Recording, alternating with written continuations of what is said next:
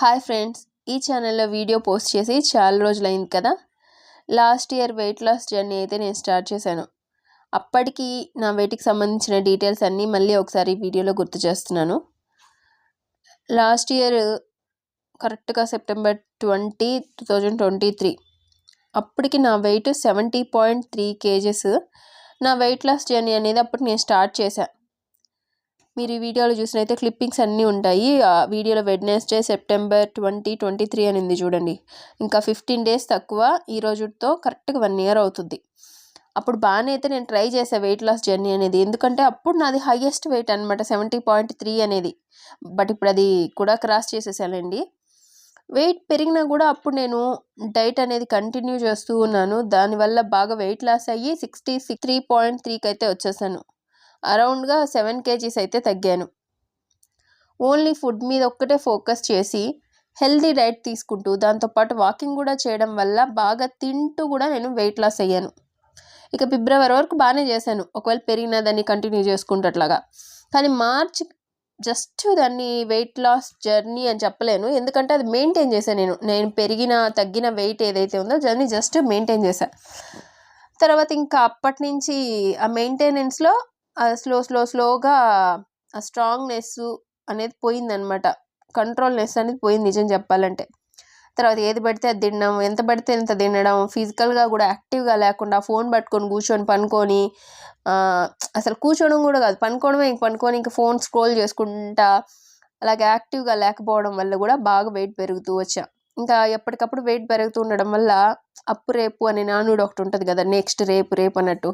అట్లాగా weight loss, సరే wait పెరుగుతున్నాను, wait loss journey మళ్ళీ స్టార్ట్ చేద్దాము అని చెప్పేసి అనుకున్నాక నాకు మైండ్ సెట్ అనేది స్ట్రాంగ్గా లేకపోవడం వల్ల డైట్ మీద ఏదైనా తినాలనిపించినప్పుడు సరేలే ఈరోజు తినేద్దాం, రేపటి నుంచి స్టార్ట్ చేద్దాం, ఇలా ఏ రోజుకా రోజు అలా అనుకుంటూ బరువు పెంచుకుంటూ పోయాను. చివరికి ఈటింగ్ డిజార్డర్ అనేది కూడా ఎక్కువ అయిపోయింది. నాకు బాగా తినడం అనేది అలవాటు చేసేసుకున్నా. ఫుల్ వెయిట్ గెయిన్ అయిపోయాయి. వెయిట్ గెయిన్ ఒక్కటే కాదు, ఇంకా చాలా ఇష్యూస్ అయితే వచ్చేసాయి. సరే ఇంకా స్ట్రిక్ట్గా చేద్దాము మళ్ళీ అని అనుకొని ఆగస్ట్ 4th అనుకుంటా తిరుమల వెళ్ళాను. ఎవ్రీ మంత్ వెళ్తూ ఉండేదాన్ని.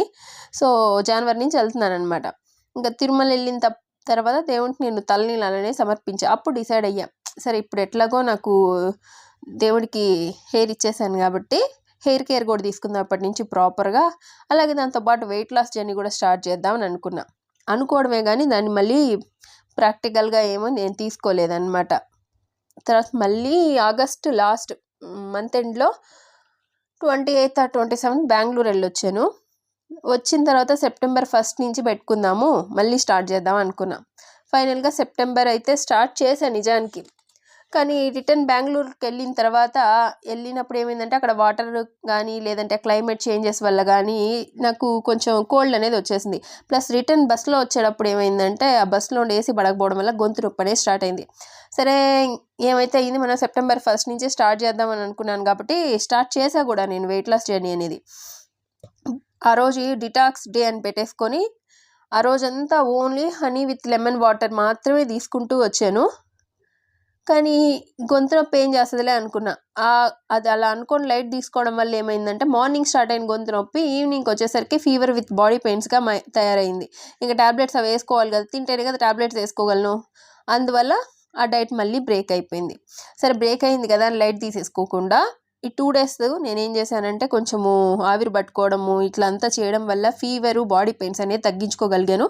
బట్ కోల్డ్ అయితే ఉంది, అయినా పర్లేదు అని ఇంకా డైట్ మళ్ళీ స్టార్ట్ చేశాను.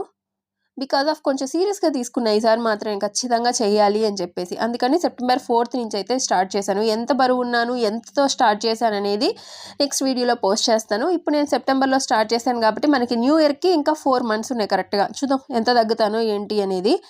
బట్ ఫైనల్లీ నేను చెప్పేది ఏంటంటే ఇప్పుడు సీజన్ 2 అనేది స్టార్ట్ చేశాను. ఈసారి అయితే నేను సీరియస్గా తీసుకుంటున్నాను ఈ జర్నీని. ఇప్పుడు కూడా నాకు కోల్డ్ అలాగే ఉంది, అందువల్ల నా వాయిస్ అనేది కొంచెం డిఫరెంట్గా ఉంది.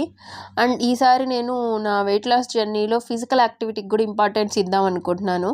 అలాగే ఇంకా నెక్స్ట్ వీడియోలో డైట్ ఎలా చేస్తున్నాను, తగ్గుతున్నానా లేదా అనేది కూడా డైలీ పోస్ట్ చేస్తాను. ఓకే.